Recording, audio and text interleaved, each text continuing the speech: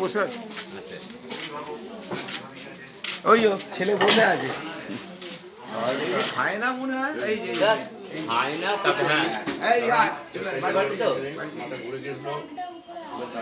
ব্যাগটা নিয়ে আসতে হবে না এখন কি বুঝতে পারবি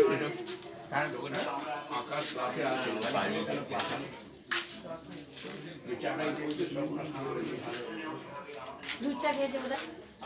গ্যাস হয়ে গেছে খাই না এমন দিন ঠিক